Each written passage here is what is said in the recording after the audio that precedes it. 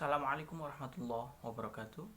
Ismi Muhammad Fikril Hakim Anil Firqah Al-Akhirah Abhas Al-Maqalah Tahta Al-Mawdu' Nusulul Quran Bi Sab'ati Ahruf.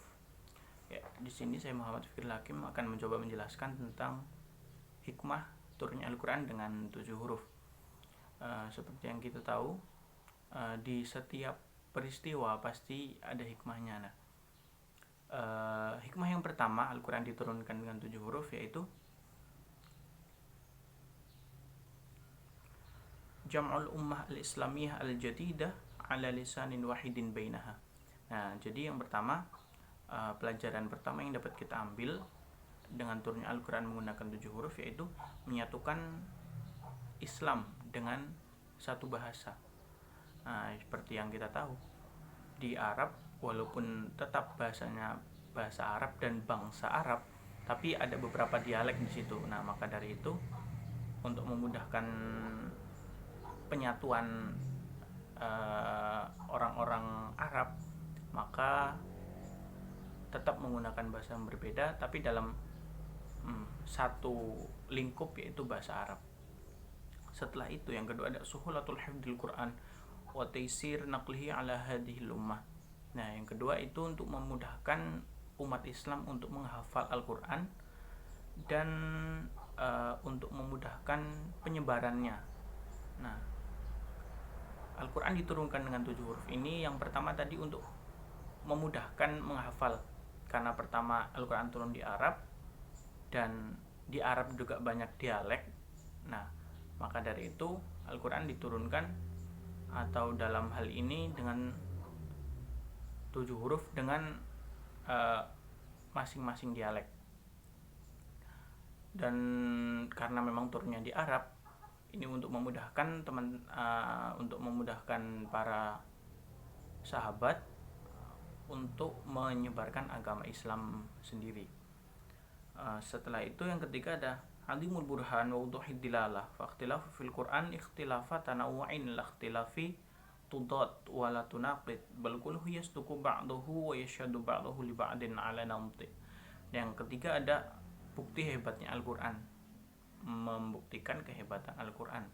Jadi yang setelah itu karena perbedaan dalam Al-Quran itu perbedaan yang beragam, bukan perbedaan yang kontradiksi. Nah, jadi poin yang nomor 3 adalah perbedaan dialek bukan perbedaan yang kontradiksi dalam Al-Quran. Nah, itu poinnya. Setelah itu yang keempat ada bayanu fadli hadil ummah wa syarifuha ala sairil umam. Menunjukkan ke kemuliaan umat,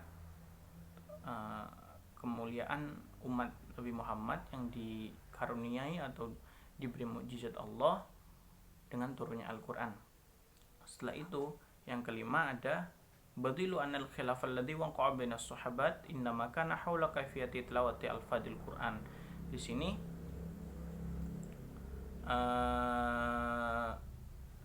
alternatifnya adalah perselisihan yang terjadi di antara sahabat hanya tentang bagaimana cara mengucapkan kata-kata Al-Quran tanpa mengubah makna itu sendiri.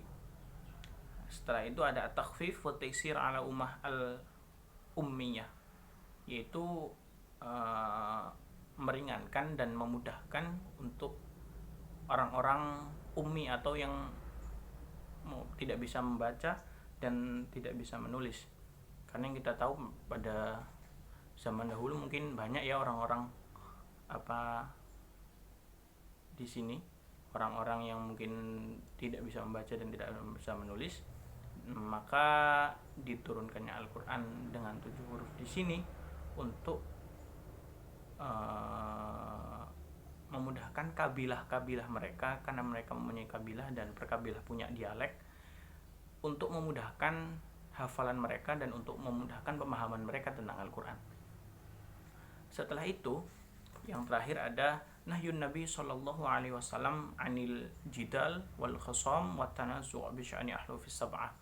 Nah, yang terakhir ini adalah hikmahnya larangan Nabi, walaupun di sini ada perbedaan huruf atau perbedaan dialek.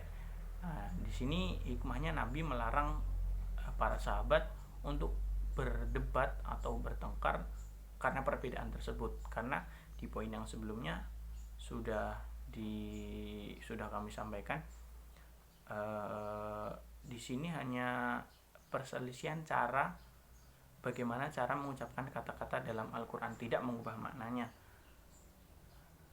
Maka dari itu, agar tidak terjadi perpecahan, Nabi melarang untuk mendebatkannya dan untuk mempertengkarkannya atas dasar perbedaan bacaan tersebut. Toh juga ini juga tidak mengubah makna.